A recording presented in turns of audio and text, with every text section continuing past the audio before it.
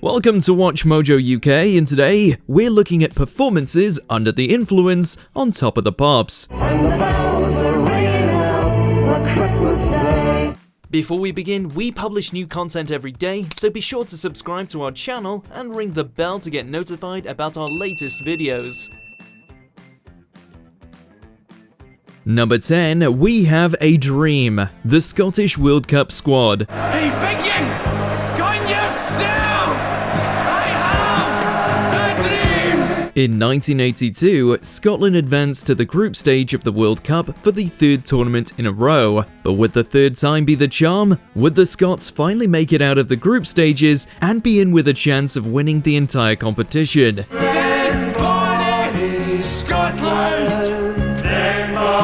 Scotland, I will play for you. To try and embolden the Tartan army, a novelty single was released starring the players themselves, getting all the way to number 5 in the charts and earning an appearance on Top of the Pops. Out to prove some stereotypes true, the footballers at the back were supposedly so drunk that they were barely able to stand. Thank God the song already called for them to sway listlessly from side to side.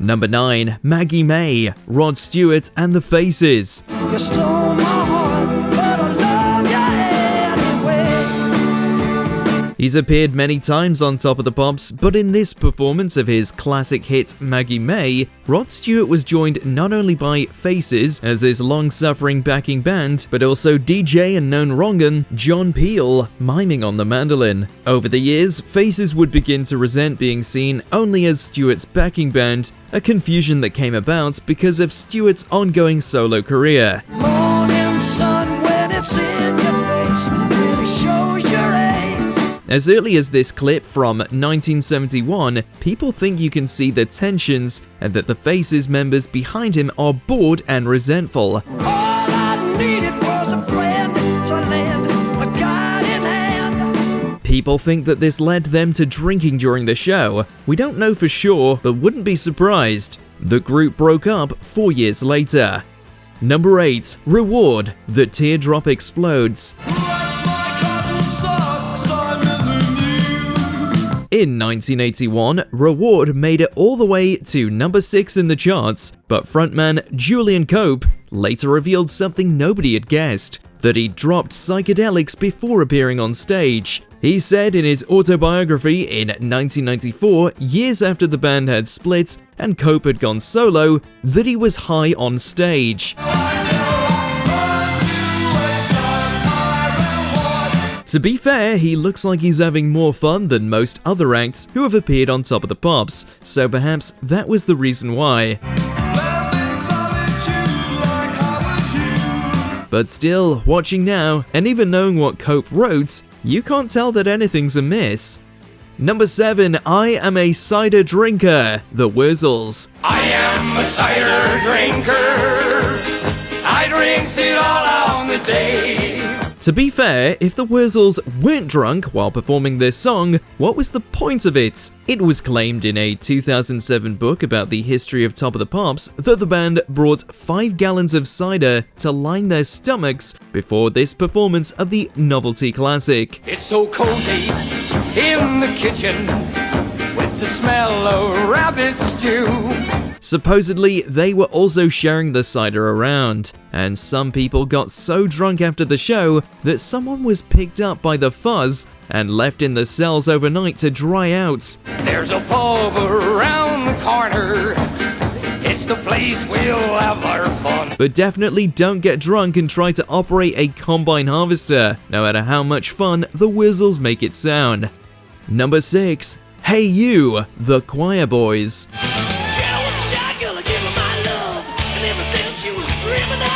Another group who looked to be having far too much fun to be on Top of the Pops was the Quireboys, appearing on this 1990 edition to play Hey You and swaying all over the place. They kicked off the show and Spike did a spectacular job, but he quite clearly isn't stone cold sober, and though he starts off involved, by the end of the song he's looking a bit out of it.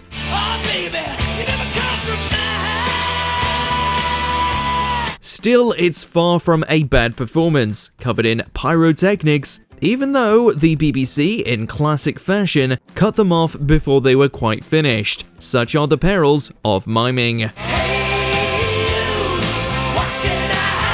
Number 5, Bother, Stone Sour. Wish I was too timid to cry, my self-affliction fades. Back in 2003, Stone Sour was in the charts, but famous frontman Corey Taylor got a bad case of stage fright before going on to perform the single Bother on Top of the Pops. Years later, and he's talked about this in an interview with Kerrang!, one of the UK's top music magazines. He said that before going on, he needed some Dutch courage, and so had to, quote, slam Jack and Cokes. I wish I had a reason, my plans are up in season. Apparently, it was something about being on TV. We can imagine how it's nerve-wracking to have to perform without a huge group like Slipknot behind him, and just the string section. Wish I died instead of lived. A zombie at my face. Number 4, Roll With It, Oasis.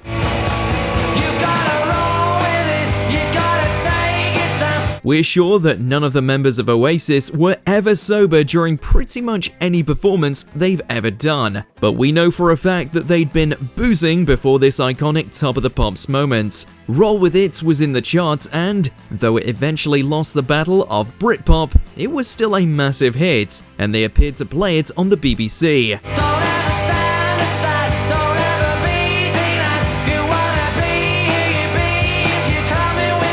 Liam and Noel famously switched places to see if anybody in the studio would notice, which they didn't, so Noel got to play the frontman wearing a pair of sunglasses and crooning into the microphone with Liam's trademark tambourine.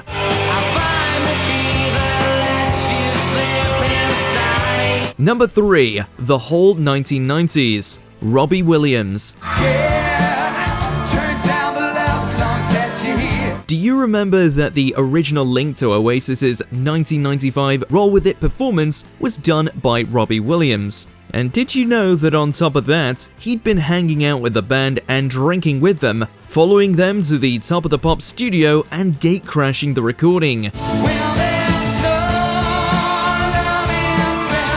This is just one of many times Williams was certainly under the influence during a performance, since he's spoken extensively about how substance misuse almost killed him. Throughout the 90s and early 2000s, he was struggling with these issues because of the strain of being in Take That. He eventually left the group in 1995.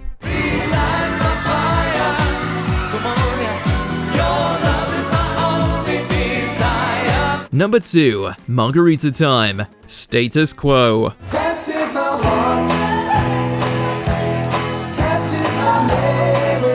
They've appeared on Top of the Pops more times than any other group, which is hardly surprising given their longevity. But one Status Quo performance stands out, Margarita Time in 1984. Memorably, guitarist Rick Parfitt collapsed onto the drum kit at the end of the song. He later confessed that the entire thing was staged. Well, partly. Let's have a drink. It's Margarita time. While it was planned that he'd fall onto the drums, perhaps because miming on Top of the Pops was so mind-numbing, he also admitted that he was drunk as well. Even if he wasn't so drunk, it was a genuine fall.